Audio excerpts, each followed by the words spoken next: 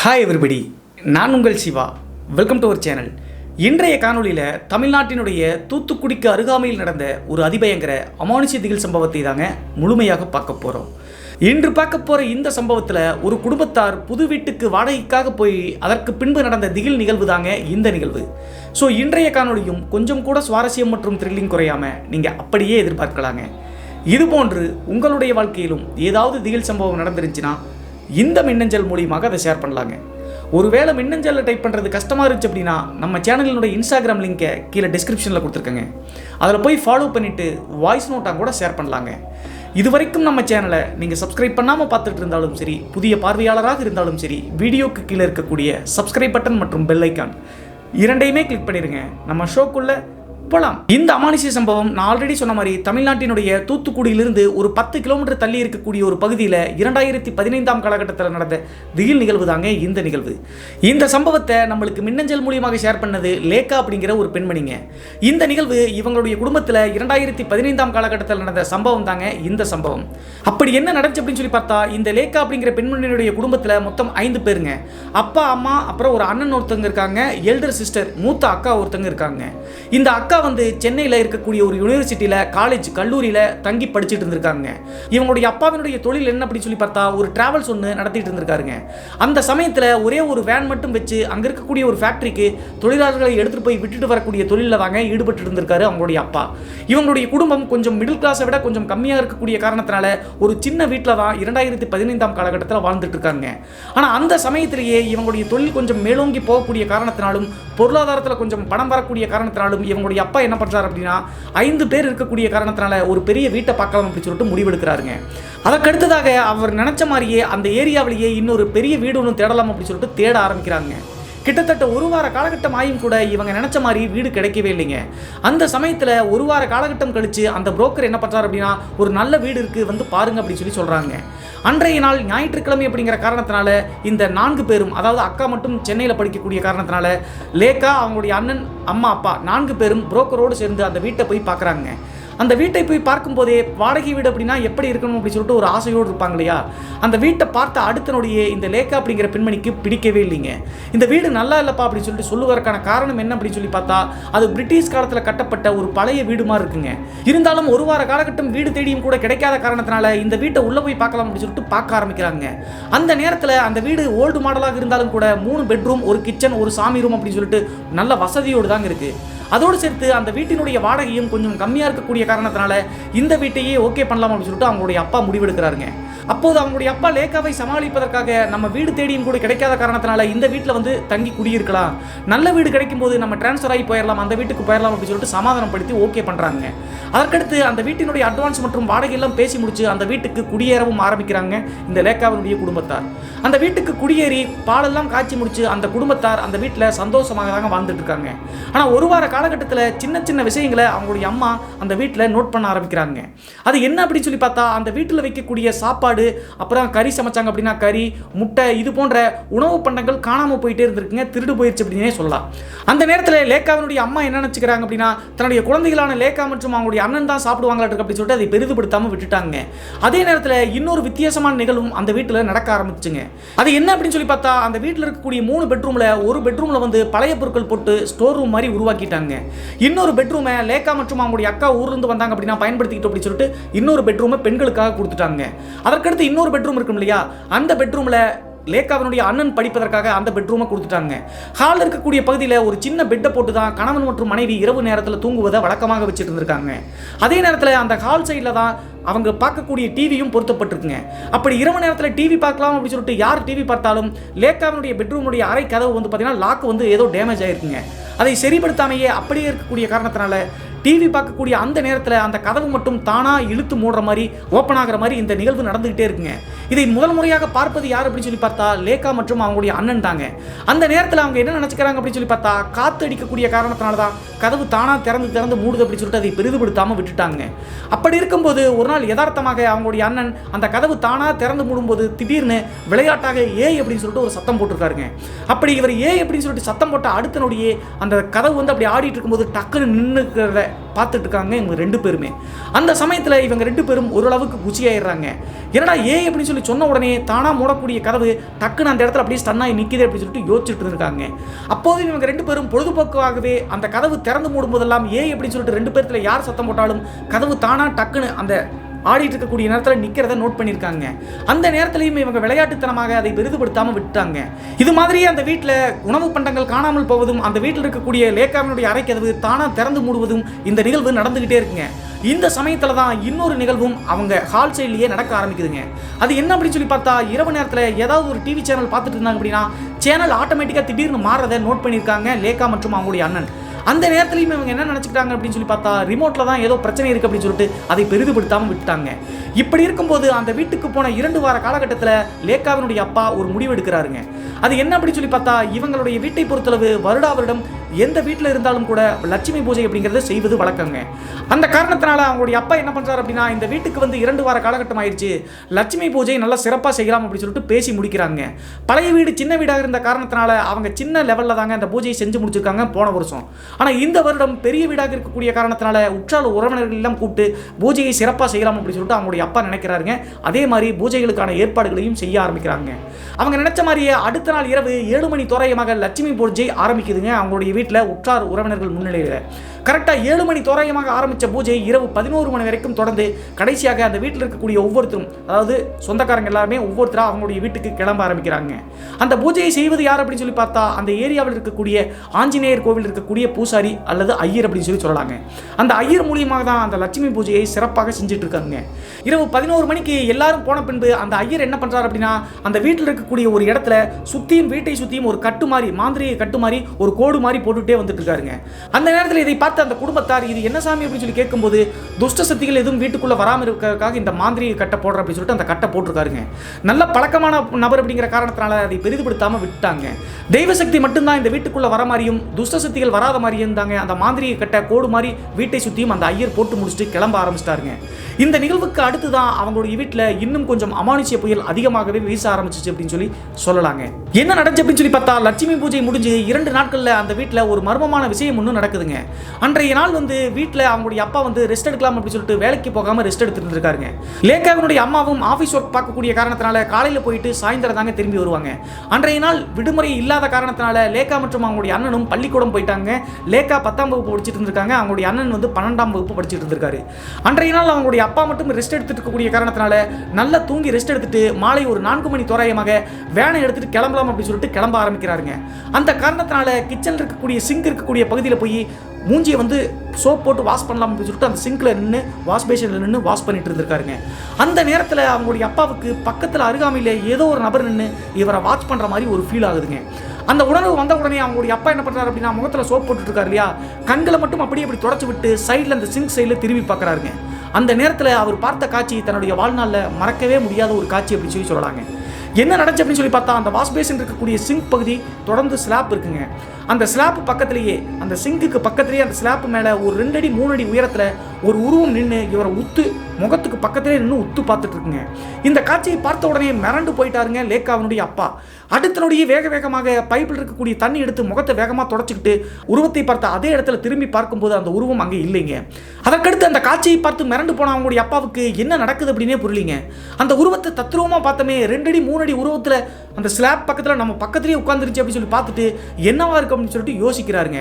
இருந்தாலும் அன்றைய நாள் முதல் முறையாக நடக்கக்கூடிய காரணத்தினால இமேஜினேஷனாக தான் இருக்கக்கூடும் அப்படின்னு சொல்லிட்டு அதை பெரிதுபடுத்தாம திரும்ப வேலைக்கு கிளம்ப ஆரம்பிச்சிட்டாருங்க. மாலை 4 மணி தோராயமாக வேனை எடுத்துக்கிட்டு போயிட்டாரு. வேலைக்கு போன அவங்களுடைய அப்பா இரவு 10 மணி தோராயமாக திரும்ப வீட்டுக்கு வராருங்க. வேனை வந்து பார்த்தீங்கன்னா வீட்டுக்கு முன்னாடி ஒரு எம்டி இடம் இருக்குது, அந்த இடத்துல நிறுத்திடுவார். இந்த வேனை வச்சு தான் தூத்துக்குடியில் இருக்கக்கூடிய ஒரு ஃபேக்ட்ரிக்கு வந்து ஆட்களை எடுத்துகிட்டு போகிறதும் கொண்டு வந்து விடுவதும் இந்த தொழில் தான் செஞ்சுட்டு இருந்திருக்காரு.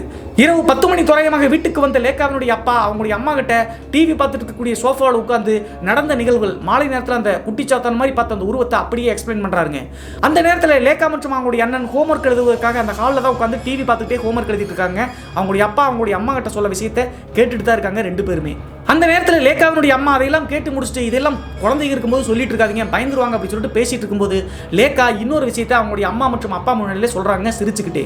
என்ன சொல்றாங்க அப்படின்னு சொல்லி பார்த்தா, நீங்க சொல்வதையெல்லாம் கேட்டுட்டு தாப்பா இருந்தேன், இங்கே பேயும் இல்லை பிசாசும் இல்லை, சின்னதாக ஒரு விஷயம் எங்களுக்கு கூட இந்த வீட்டுக்கு வந்த பின்பு நடந்துட்டு இருக்கு அப்படின்னு சொல்லிட்டு லேக்கா சொல்ல ஆரம்பிக்கிறாங்க. என்ன ஆச்சுமா அப்படி சொல்லி அவங்களுடைய அம்மாவும் அப்பாவும் ஆர்வத்தில் கேட்கும்போது லேக்கா மற்றும் அவங்களுடைய அண்ணன் சிரிச்சுக்கிட்டே சோஃபாவில் ஏறி உட்காந்து அந்த லேக்காவினுடைய பெட்ரூம் இருக்கக்கூடிய கதவையே பார்த்துட்டு இருக்காங்க. என்னம்மா ஏதோ சொல்கிறேன்னு சொன்னீங்க அப்படின்னு சொல்லி சொல்லும்போது கொஞ்ச நேரம் வெயிட் பண்ணுங்க, அந்த கதவையே பார்த்துட்டு இருங்க அப்படின்னு சொல்லி சொல்கிறாங்க. கிட்டத்தட்ட 1 மணி நேரம் வெயிட் பண்ணியும் கூட அந்த கதவை மட்டும்தாங்க பார்த்துட்டு இருக்காங்க. எந்தவித நிகழ்வுகளும் நடக்கவே இல்லை. அதற்கடுத்து சரி ஒன்றும் இல்லை, விளையாட்டு பண்ணிட்டு இருக்கீங்க அப்படின்னு சொல்லிட்டு எந்திரிக்கலாம் அப்படின்னு சொல்லிட்டு அவங்களுடைய அப்பா அம்மா தூங்கலாம் அப்படின்னு சொல்லிட்டு எந்திரிக்கிறாங்க. அந்த நேரத்தில் தான் லேக்காவினுடைய அறையினுடைய கதவு வந்து தானாக வந்து அப்படியே இப்படி திறந்து மூடுற மாதிரி அந்த நிகழ்வு வந்து நடக்க ஆரம்பிக்குதுங்க. அப்போது டக்குன்னு லேக்கா மற்றும் அவங்களுடைய அண்ணன் இப்போ பாருங்க அப்படி சொல்லிட்டு அந்த கதவு இப்படி தானாக திறந்து மூடக்கூடிய அந்த சைகை இப்போ அசைவு நடந்துட்டு இருக்கும்போது அப்படின்னு சொல்லிட்டு குரல் எழுப்புறாருங்க. அப்படி குரல் எழுப்பின அடுத்த நொடியே அந்த கதவு வந்து இப்படி அசைஞ்சிட்டு இருந்துட்டு இல்லையா, டக்குன்னு ஒரே இடத்துல டக்குன்னு நின்றுச்சுங்க. அந்த காட்சியை பார்த்த உடனே அவங்களுடைய அப்பாவுக்கும் அம்மாவும் மிரண்டே போயிட்டாங்க. இது எப்போ இருந்தா நடக்குது அப்படின்னு சொல்லிட்டு லேக்கா மற்றும் அவங்களுடைய அண்ணனை கட்டி பிடிச்சிட்டு 2 பேரும் அவங்களுடைய அம்மா அப்பா பக்கத்தில் நெருங்கி வந்துட்டாங்க. அந்த நேரத்தில் இந்த வீட்டுக்கு வந்ததுலேருந்து இந்த நிகழ்வு நடந்துட்டு இருக்கு. கதவு திறந்து போடும்போது அப்படின்னு சொல்லிட்டு சத்தம் போட்டோம் அப்படின்னா அசையக்கூடிய கதவு அப்படியே நிற்க முடிச்சு சொன்ன உடனே இது காத்தலனால தான் இப்படி நடக்குது அப்படின்னு சொல்லிட்டு அப்போதுமே அவங்க தெரியாமல் லேக்கா மற்றும் அவங்களுடைய அண்ணன் இப்படி தாங்க சொல்கிறாங்க. அந்த நேரத்தில் தான் அவங்களுடைய அப்பாவும் அம்மாவும் காத்தடிக்கிறது அப்படின்னு சொல்லி சொல்கிறீங்க, நீ ஏன்னு சத்தம் போட்டால் எப்படா நிற்கும், ஏதோ தப்பாக இருக்குது அப்படின்னு சொல்லிட்டு அதற்கடுத்து வந்து பார்த்தீங்கன்னா வீட்டில் இருக்கக்கூடிய ஆஞ்சநேயர் கோவிலுடைய திருநீரன் எல்லாத்துக்குமே பூசி விட்டு அவங்களுடைய ரூமில் போய் தூங்க வைக்கிறாங்க. என்ன பண்ணலாமா அடுத்து அப்படின்னு சொல்லிட்டு யோசிக்கலாம் அப்படின்னு சொல்லிட்டு முடிவெடுத்து இரவு நான் ஏற்கனவே சொன்ன மாதிரி அந்த ஹாலில் இருக்கக்கூடிய ஒரு பெட்டை சாச்சு தான் அவங்களுடைய அம்மாவும் அப்பாவும் படுப்பாங்க. ஒரு பெட்ரூமில் வந்து அவங்களுடைய அண்ணனுக்கு கொடுத்துட்டாங்க, இன்னொரு பெட்ரூமில் லேக்கா படுத்திருக்காங்க. அதற்கடுத்து இன்னொரு பெட்ரூம் ஸ்டோர் ரூம் ஆக்கிட்டாங்க அப்படின்னு சொல்லிட்டு ஆல்ரெடி சொன்னேன் இல்லையா. அந்த ஹாலில் படுத்துக்கிட்டே நடந்த விஷயங்களை அம்மாவும் அப்பாவும் டிஸ்கஸ் பண்ணிட்டு இருந்திருக்காங்க. நான் 2 அடி 3 அடி உருவத்தில் ஒரு குட்டிச்சாத்தன் மாதிரி ஒரு உருவத்தை பார்த்தேன். அது மட்டும் இல்லாமல் இப்போ நடக்கக்கூடிய நிகழ்வுலாம் பார்த்தா பயமாக இருக்கு அப்படின்னு சொல்லிட்டு 2 பேரும் பேசிட்டு இருக்காங்க. அந்த நேரத்திலேயே இந்த வீட்டை காலி பண்ணிக்கலாம் அப்படின்னு சொல்லிட்டு இன்னொரு பேச்சும் அவங்க 2 பேரும் டிஸ்கஸ் பண்றதை பண்ணிட்டு இருந்திருக்காங்க. இந்த நிகழ்வு நடந்து 2 நாட்கள் மறுபடியும் எந்தவித பிரச்சனையும் இல்லாத காரணத்தினால அதை பெரிதுபடுத்தாம ஏற்கனவே நடந்த விஷயங்களை அப்படியே விட்டாங்க. 2 நாள் கழிச்சு மறுபடியும் அன்றைய இரவு இன்னொரு பயங்கரமான நிகழ்வு ஒன்று நடக்குதுங்க. என்ன நடந்துச்சு அப்படின்னு சொல்லி பார்த்தா அன்றைய இரவு எல்லாருமே சாப்பிட்டு முடிச்சுட்டு அவங்களுடைய அறையில போய் தூங்க ஆரம்பிக்கிறாங்க. ஹால் சைடில் பெட்டை போட்டு அவங்களுடைய அம்மாவும் அப்பாவும் படுத்து தூங்கிட்டு இருக்காங்க. இரவு 1 மணி 1:15 மணி தோராயமாக இருக்குங்க. திடீர்னு அறையில் படுத்திருந்த அந்த பையன் இருக்கார் இல்லையா, லேக்காவினுடைய அண்ணன், கத்திக்கிட்டே ஹால் சைடு வேகமாக ஓடி வந்துட்டாருங்க. கத்துல சத்தம் போட்டு எல்லாருமே வந்து என்னடா ஆச்சு அப்படின்னு சொல்லி கேட்கும்போது அறையில் போய் பாருங்க, என்னோட பெட்ரூமில் போய் பாருங்க அப்படின்னு சொல்லி சொல்றாங்க. பெட்ரூம்குள்ளே போய் லைட் சுவிட்சை போட்டு தேடி பார்த்தா அங்கே எதுவுமே இல்லைங்க வித்தியாசமான முறையில். அதற்கடுத்து என்னடா நடந்துச்சு சொல்லி தோடா அப்படின்னு சொல்லி கேட்கும்போது அந்த பையன் பயந்துக்கிட்டே ஒரு விஷயத்த சொல்றாருங்க. என்ன சொல்றான் அப்படின்னு சொல்லி பார்த்தா அந்த பையன் படுத்திருக்கக்கூடிய கட்டலுக்கு சைடில் லைட் லேம்ப் மாதிரி ஒரு டெஸ்க் மாதிரி ஒரு சின்ன பொருள் ஒன்று இருக்குங்க, மேஜை மாதிரின்னு வச்சுக்கோங்களேன். அந்த மேஜை மேலே கரெக்டாக ஒரு 2 அடி 3 அடி உருவத்தில் ஒரு குழந்தை மாதிரி பையங்க, அந்த பையன் ஒரு குழந்தை மாதிரி உருவம் உட்கார்ந்துட்டு இந்த பையனையே பார்த்துட்டு இருக்குங்க. தண்ணி குடிக்கலாம் அப்படி சொல்லிட்டு முழிச்சு எந்திரிச்சு பார்க்கும்போது தான் அந்த பையனுடைய உருவத்தை இந்த லேக்காவினுடைய அண்ணன் பார்த்துட்டு சைடில் திரும்பி பார்த்த உடனே சுருட்டை முடிய ஒரு 30 வயது இருக்கக்கூடிய ஒரு பெண்மணிங்க. அந்த பெண்மணியும் அந்த குழந்தைக்கு பக்கத்திலே நின்று இந்த பையனையே உத்து பார்த்துட்டு இருக்காங்க. இந்த 2 உருவங்களையும் பார்த்து தான் மிரண்டு போய் கற்றுக்கிட்டே வெளியே ஓடி வந்த அப்படின்னு சொல்லிட்டு இந்த பையன் லேக்காவினுடைய அண்ணன் சொல்கிறாருங்க. அதற்கடுத்து அவங்களுடைய அப்பாவுக்கு லைட்டாக சிங்க் ஆயிடுச்சுங்க. ஏற்கனவே நம்ம வாஷ் பேசனில் மூஞ்சி கழுவும் போது ஒரு உருவம் 2 அடி 3 அடி உருவத்தில் தான் குட்டிச்சாத்தன் மாதிரி சொல்லக்கூடிய உருவத்தில் தான் பையனும் பார்த்துருக்கா அப்படின்னு சொல்லிட்டு புரிஞ்சுக்கிறாங்க. அதற்கடுத்து எல்லாரும் முன்னிலையிலுமே அவங்க அப்பா இந்த வீட்டில் ஏதோ இருக்குது, கரெக்டாக 2 அடி 3 அடி உருவத்தில் அந்த பையனுடைய உருவத்தை தான் நானும் பார்த்துருக்கேன், அதோடு சேர்த்து 30 வயசில் ஒரு சுருட்டை முடியோர் ஒரு பெண்மணியினுடைய உருவத்தையும் தம்பி பார்த்தா அப்படின்னு சொல்லி சொன்னால் கண்டிப்பாக ஏதோ தப்பாக இருக்குது அப்படின்னு சொல்லிட்டு அவங்களுடைய அப்பா பயத்தில் பேச ஆரம்பிக்கிறாருங்க. அந்த நேரத்தில் மிரண்டு போன லேக்கா என்ன பண்ணுறாங்க அப்படின்னு சொல்லி பார்த்தா இந்த பொண்ணு கொஞ்சம் பயந்த சுபாவம் அதிகங்க. ஆளாளுக்கு பயமுறுத்திட்டு இருக்காதீங்க, உங்களுக்கெல்லாம் அதை பார்த்தேன் இதை பார்த்தேன் பேய் இருக்குது பிசாசு இருக்குது அப்படின்னு சொல்லிட்டு இருக்கீங்க, என்னையெல்லாம் ஒன்றும் பண்ண மாட்டேங்குது அப்படின்னு சொல்லிட்டு இப்படி யதார்த்தமாக தெரியாதனமாக பேசிடுறாங்க லேக்கா பயத்தோடும் கோபத்தோடும். அப்படி பேசின உடனே சமாதானப்படுத்தி எல்லாருமே மறுபடியும் அந்த அறையில் அவங்களோட அறையில் போய் படுத்து தூங்க ஆரம்பிக்கிறாங்க. அன்றைய இரவு எல்லாருமே தூங்கி முடிச்சு அடுத்த நாள் காலையில் எழுந்த உடனே அவங்களுடைய அப்பா 2-3 நாட்கள் லீவ் போட்டு மற்ற வீடு கிடைக்குதா அப்படின்னு சொல்லிட்டு வீடு இங்கிருந்து காலி பண்ணிக்கலாம் அப்படின்னு சொல்லிட்டு வீடுகள் தேட ஆரம்பிக்கிறாருங்க. எவ்வளவோ தேடியும் கூட வீடுகள் கிடைக்கவே இல்லைங்க. கரெக்டாக வீட்டை போய் அட்வான்ஸ் எல்லாம் கொடுத்துட்டு வந்தோம் அப்படின்னா ஏதோ ஒரு காரணத்தை சொல்லி இந்த வீடு உங்களுக்கு கிடையாது அப்படின்னு சொல்லிட்டு ரீசன் இல்லாமல் இப்படியே போயிட்டே இருந்திருக்குங்க. இந்த வீட்டை விட்டு வெளியே போக முடியாமல் தவிச்சிட்டு இருந்திருக்காருங்க இந்த குடும்பத்தார். அந்த சமயத்தில் தான் லேக்கா அப்படிங்கிற அந்த பெண்மணி அன்றைய இரவு வந்து என்னையெல்லாம் ஒன்றும் பண்ண மாட்டேங்குது, பேய் இருக்குது பிசாசு இருக்குதுன்னு சொல்லிட்டு சும்மா சொல்லிட்டு இருக்காதிங்க அப்படின்னு சொல்லிட்டு சொல்லுச்சு இல்லையா. அந்த காரணத்தினால 2-3 நாட்களில் மறுபடியும் லேக்காவுக்கும் இன்னொரு பயங்கரமான நிகழ்வு நடக்க ஆரம்பிச்சிருச்சுங்க. இந்த லேக்கா அப்படிங்கிற பெண்ணை பொறுத்தளவு ஒரு பொம்மனேரிய நாய்க்குட்டி ஒன்று வளர்த்துட்டு இருக்காங்க. அந்த நாய்க்குட்டியோடு தான் எப்போதுமே லேக்கா தூங்குவதை வழக்கமாக வச்சுட்டு இருக்காங்க. கரெக்டாக அவங்களுடைய அண்ணனுக்கு நடந்த 2 நாட்கள் 3 நாட்கள் கழிச்சு லேக்கா அப்படிங்கிற பெண்மணி சாப்பிட்டு முடிச்சுட்டு அவங்களுடைய அறையில் தாப்பால் உடஞ்சிருக்கக்கூடிய அந்த அறையை வந்து ஒதுக்கி கொடுத்துருக்காங்களே, அந்த அறையில் போய் படுத்து தூங்கிட்டு இருக்காங்க. எப்படி அவங்களுடைய அண்ணனுக்கு நடந்துச்சோ அதே மாதிரி லேக்காவுக்கும் அன்றைய இரவு ஒரு பயங்கரமான விஷயம் ஒன்று நடக்குதுங்க. என்ன நடந்துச்சு அப்படின்னு சொல்லி பார்த்தா நேரம் சரியாக தெரியலைங்க. தூங்கிட்டு இருந்த லேக்காவுக்கு திடீர்னு காலிலிருந்து தலை வரைக்கும் குடுகுடுன்னு ஏதோ ஒரு விலங்கு ஓடுற மாதிரி ஒரு ஃபீல் ஆகுதுங்க. அன்றைய காலம் குளிர்காலம் அப்படிங்கிற காரணத்தினால லேக்கா ஒரு பெட்ஷீட் ஒன்று இழுத்து போத்தி தான் தலை வரைக்கும் இழுத்து போத்தி தாங்க தூங்கிட்டு இருக்காங்க. அந்த சமயத்தில் தான் அந்த விலங்கு மாதிரி உருவம் உள்ளங்காலிருந்து தலை வரைக்கும் குடுகுடுன்னு ஓடின மாதிரி அந்த ஃபீல் உணர்ந்த உடனே டக்குன்னு முடிச்சு பார்த்துறாங்க. முடிச்சு பார்த்த அடுத்த நொடியே வீட்டில் ஏற்கனவே இந்த மாதிரி விஷயங்கள்லாம் நடந்துட்டு இருக்கக்கூடிய காரணத்தினால, பயந்த சுபாவத்தோடு இருக்கக்கூடிய காரணத்தினால பெட்ஷீட்டை எடுத்து என்ன நடக்குது அப்படின்னு சொல்லிட்டு பார்க்க தைரியமே வரலைங்க. அந்த நேரத்தில் தான் இந்த பெண்மணி என்ன நினைச்சுக்கிறாங்க அப்படின்னு சொல்லி பார்த்தா ஏதோ விலங்கு ஓடின மாதிரி இருந்துச்சு, நம்மளுடைய நாய்க்குட்டி தான் இப்படி ஓடுதா அப்படின்னு சொல்லிட்டு யோசிக்க ஆரம்பிக்கிறாங்க. அப்போதே அந்த பெட்ஷீட்டுக்குள்ள சைடில் வந்து இந்த கக்கல் சைடு இருக்கக்கூடிய பகுதியில் பார்க்கும்போது அந்த பொம்மினேறிய நாயும் பயந்து போய் அப்படியே கத்தாம உழைக்காம மேலையும் கிளையும் முடிச்சு பார்த்துட்டு இருக்குங்க. அப்போதுதான் புரியுதுங்க, நாய்க்குட்டி உள்ள இருக்குது அப்படின்னா நம்ம மேலே விலங்கு மாதிரி ஓடின உருவம் எது அப்படின்னு சொல்லிட்டு புரியாம பெட்ஷீட்குள்ளேயே பயந்துட்டு இருக்காங்க. சத்தம் போட்டாலும் அந்த உருவம் ஏதோ பண்ணிருமோ அப்படின்னு சொல்லிட்டு பயந்துகிட்டே பார்த்துட்டு இருக்காங்க. அப்போதே அப்படி நடந்துட்டு இருக்கும் போதே திடீர்னு உச்சந்தலையிலிருந்து மறுபடியும் அதே உருவம் கால் வரைக்கும் குடுகுடுன்னு மேலே ஓடுற மாதிரி ஃபீல் ஆகுதுங்க. மிரண்டு போன லேக்கா நாய்க்குட்டியோடு கட்டி பிடிச்சிட்டு பெட்ஷீட் எடுத்து போட்டு பார்க்கும்போது அதே உருவமுங்க. அந்த 2 அடி 3 அடி உயரம் இருக்கக்கூடிய குழந்தை மாதிரி இருக்கக்கூடிய குட்டிச்சாத்தான மாதிரி இருக்கக்கூடிய உருவம் தாங்க இவங்களுக்கு மேலையும் கிளையும் குடுகுடுன்னு ஓடி போய் கால் மேட்டில் நிற்குது. அந்த உருவத்தை பார்த்த உடனே நாய்க்குட்டி அப்படியே கட்டி பிடிச்சிக்கிட்டு கத்திக்கிட்டே வெளியே, கதவு வந்து பூட்டப்படாமல் தான் இருக்கும் ரேகாவினுடைய அரைக்கிறது, வேகமாக கத்திக்கிட்டே ஓடி வந்து மெயின் டோர்னுடைய உள்தப்பால் போட்டக்கூடிய கதவை திறந்துக்கிட்டு வீட்டை விட்டு வெளியே வீதிக்கே ஓடி வந்துட்டாங்க. அப்போது அவங்களுடைய சத்தத்தை கேட்டு அவங்களுடைய அப்பா அம்மா அண்ணன் எல்லாருமே ஓடி வந்து பாப்பா பாப்பா அப்படின்னு சொல்லிட்டு கத்துறதுக்குள்ளேயே வீதிக்கு ஓடி வந்து வெளியே ஓடி வந்துருங்க அப்படின்னு சொல்லிட்டு லேக்கா சத்தம் போடுறாங்க பயத்தோடு.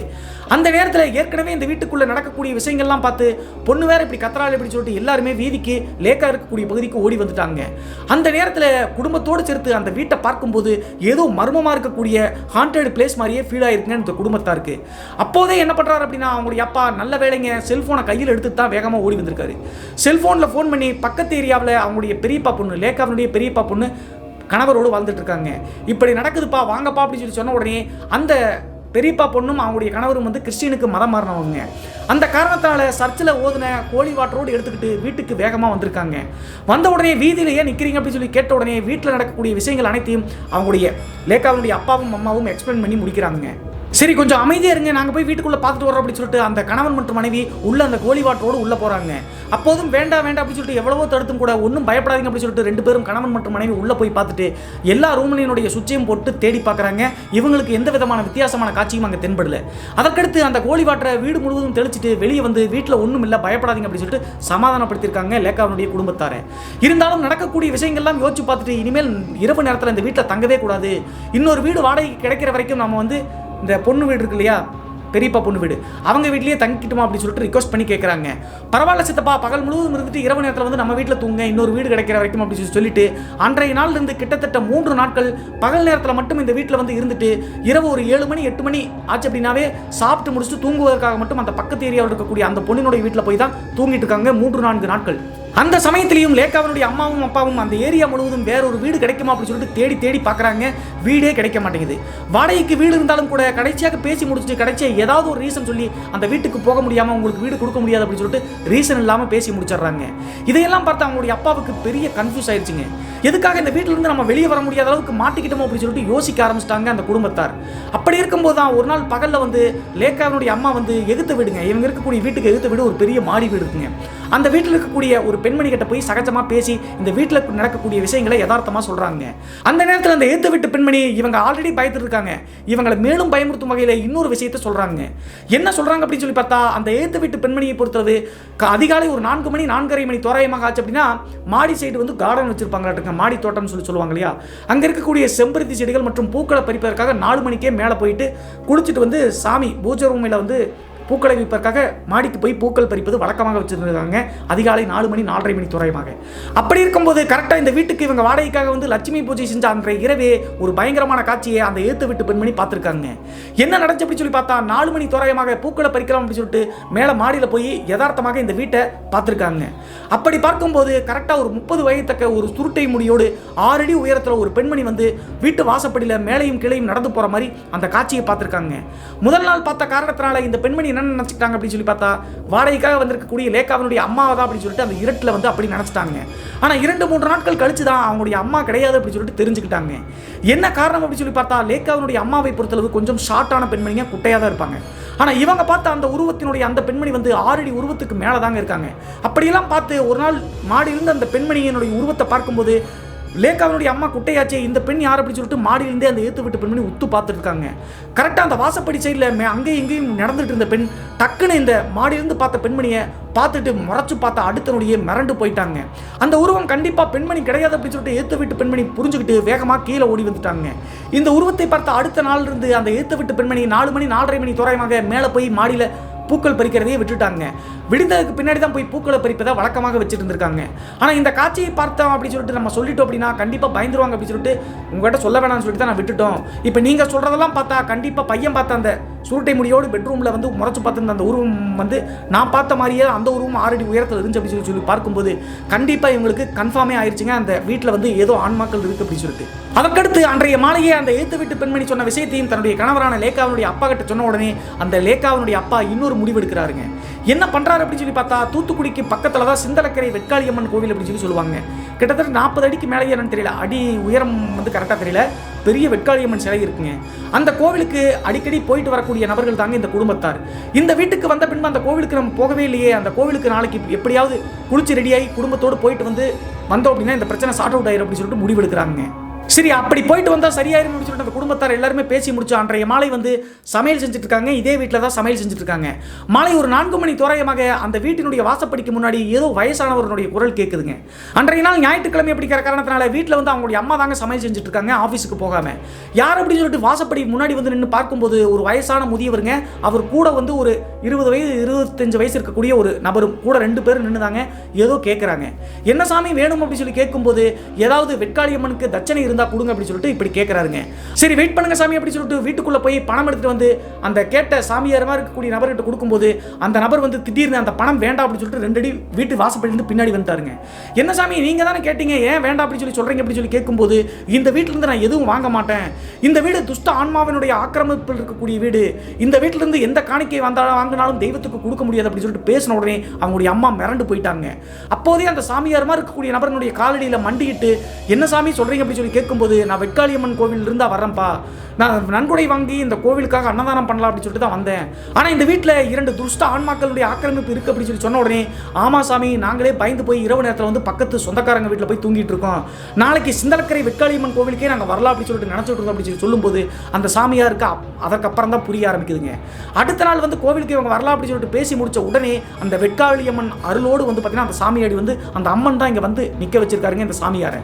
அந்த நேரத்தில் அந்த சாமியார் நாளைக்கு வரலாம் அப்படின்னு சொல்லிட்டு இந்த அம்மனை நினைச்சிங்களா அப்படின்னு சொல்லி கேட்டு அந்த வீட்டினுடைய திண்ணையில் போய் சம்மணம் போட்டு உட்காந்து இந்த குடும்பத்தில் நடக்கக்கூடிய பிரச்சனையை நான் தீர்த்து வைக்கிறேன் அப்படின்னு சொல்லிட்டு உட்காந்துக்கிட்டாருங்க அந்த சாமியார் அப்படிங்கிறவர்.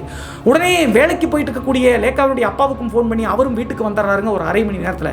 அதுக்கடுத்து அந்த குடும்பத்தில் இருக்கக்கூடிய 4 பேரையும் உட்கார வச்சு அந்த சாமியாராக இருக்கக்கூடிய நபரும் சிஷியனும் வந்து பார்த்தீங்கன்னா ஒரு முத்து போட்டு சில விஷயங்களை சொல்ல ஆரம்பிக்கிறாங்க. அந்த நேரத்தில் இந்த லேக்கா அப்படிங்கிற பெண்ணுக்கு நம்பிக்கையே கிடையாதுங்க. அந்த சாமியாரை பார்க்கும்போது ஏதோ நம்ம கிட்ட பணம் கொடுங்க தான் ட்ரை பண்ணுறாரு அப்படின்னு சொல்லிட்டு மனசுக்குள்ள நினச்சிக்கிட்டே என்ன நடக்குது அப்படின்னு சொல்லிட்டு பார்க்கலாம் அப்படின்னு சொல்லிட்டு சந்தேக பார்வையோடு உட்காந்துட்டு இருக்காங்க. அப்போது முத்து போட்ட அடுத்தனுடைய டக்குன்னு லேக்காவுடைய முகத்தை வந்து அந்த சாமியார் வந்து கண்களை திருப்புறாருங்க. ஏன் சாமி அப்படி பார்க்குறீங்க அப்படின்னு சொல்லிட்டு லேக்காவுடைய அப்பா கேட்கும்போது ஒன்றுமில்ல உன்னுடைய சின்ன பொண்ணு என்ன சோதனை பண்ணுறா அப்படின்னு சொல்லிட்டு சிரிச்சுக்கிட்டே லேக்காவை பார்த்து சிரிக்கிறாருங்க. நீ சோதனை தானே பண்ணுற அப்படின்னு சொல்லி கேட்ட உடனே லேக்கா மிரண்டு போயிட்டாங்க. நம்மளுடைய மனசில் நினச்சது இந்த சாமியார் எப்படி சொல்கிறாங்க அப்படின்னு சொல்லி யோசிச்சுக்கிட்டு பயந்துக்கிட்டே வந்து ஆமான்னு சொல்லிங்க இல்லைன்னு சொல்ல தலையை மட்டும் ஆட்டிக்கிட்டு கீழே குனிஞ்சிட்டாங்க. உடனே லேக்காவை கூப்பிட்டு நெத்தியில் வந்து திருநீரை வச்சுட்டு பயப்படாமல் இருங்க, இந்த குடும்பத்தில் இருக்கக்கூடிய பிரச்சனையை நான் முடிச்சு வைக்கிறேன் அப்படின்னு சொல்லிட்டு பேச ஆரம்பிக்கிறாருங்க. ஒவ்வொரு முத்தாக போட்டு கடைசியாக இந்த வீட்டில் இருக்கக்கூடிய பிரச்சனைக்கு காரணம் என்ன அப்படின்னு சொல்லிட்டு அந்த சாமியார் சொல்ல ஆரம்பிச்சிட்டாருங்க. என்ன நடந்திருக்கு அப்படின்னு சொல்லி பார்த்தா இந்த வீடு ஆல்ரெடி சொன்ன மாதிரி பிரிட்டிஷ் காலத்தில் கட்டின வீடு மாதிரி ஓல்டு மாடலில் தாங்க இருக்குது. அந்த காரணத்தினால இந்த வீட்டில் எப்படி இறந்தாங்க அப்படின்னு சொல்லிட்டு தெரியலிங்க. ஒரு 30 வயது இருக்கக்கூடிய ஒரு பெண்மணியும் ஒரு 4 வயது இருக்கக்கூடிய ஒரு குழந்தையும் வந்து இந்த வீட்டில் துர்மரணம் அடைஞ்சிருக்காங்க. அந்த ஆன்மாக்கள் தான் இத்தனை வருடங்களாக இந்த வீடு தன்னுடைய வீடு அப்படின்னு சொல்லிட்டு கட்டி காத்து இங்கேயே இருந்திருக்குங்க. அதே நேரத்தில் இதையெல்லாம் சொன்ன சாமியார் வந்து இந்த வீட்டில் யாருமே தங்கினதே கிடையாது, வாடகை வாடகைக்காக வந்தாங்க அப்படின்னா 1 மாதம் 2 மாத காலகட்டத்தில் ஒவ்வொருத்தராக போயிட்டே தான் இருக்காங்க. நீங்கள் அதெல்லாம் செக் பண்ணலையா அப்படின்னு சொல்லி கேட்கும்போது அவங்களுடைய அப்பா அதெல்லாம் நான் செக் பண்ணல சாமி, வீடு பெரிய வீடு அப்படிங்கிற காரணத்தால் நான் வந்துட்டேன் அப்படின்னு சொல்லி முடிக்கிறாங்க. அந்த நேரத்தில் தான் மறுபடியும் முத்து போட்டு இன்னொரு விஷயத்தை இந்த சாமியார் அப்படிங்கிறது கேட்க ஆரம்பிக்கிறாருங்க. என்ன கேட்குறாரு அப்படின்னு சொல்லி பார்த்தா, இவங்க வீட்டில் நடக்கக்கூடிய விஷயங்களை எதுவுமே இந்த சாமியார்கிட்ட இவங்க இன்னும் சொல்லவே இல்லை. ஆனால் அவர் ஏதோ தத்ரூபா நின்று பார்த்த மாதிரி எல்லா விஷயங்களையும் ஒன் பை ஒன்னா சொல்ல ஆரம்பிக்கிறாருங்க. என்ன சொல்றாரு அப்படின்னு சொல்லி பார்த்தா, இந்த வீட்டுக்கு வந்த நாள்ல இருந்தே இந்த வீட்டில் உணவு பண்டங்கள் காணாமல் போயிருக்குமே அப்படின்னு சொல்லிட்டு சொன்ன உடனே அவங்களுடைய அம்மா ஷாக் ஆயிட்டாங்க. ஆமா சாமி, ஏதாவது மாமிசமாக இருந்தாலும் சரி, சாப்பாடாக இருந்தாலும் சரி, திடீர்னு காணாமல் போயிருக்கும். என்னுடைய குழந்தைகள் தான் சாப்பிட்றாங்க அப்படின்னு சொல்லிட்டு அது பெரிதுபடுத்தாமல் விட்டுட்டு அப்படின்னு சொல்லிட்டு சொல்ல ஆரம்பிச்சிருக்காங்க. அந்த நேரத்தில் தான் இன்னொரு விஷயத்தையும் சொல்ல ஆரம்பிக்கிறாருங்க இந்த சாமியார் அப்படிங்கிறவர். இந்த வீட்டில் 2 அடி 3 அடி உருவத்தில் ஏதாவது குட்டிச்சாத்தன் மாதிரி உருவம் தென்பட்டுச்சா அப்படின்னு சொல்லி கேட்கும்போது அவங்களுடைய அப்பா மிரண்டே போயிட்டாருங்க.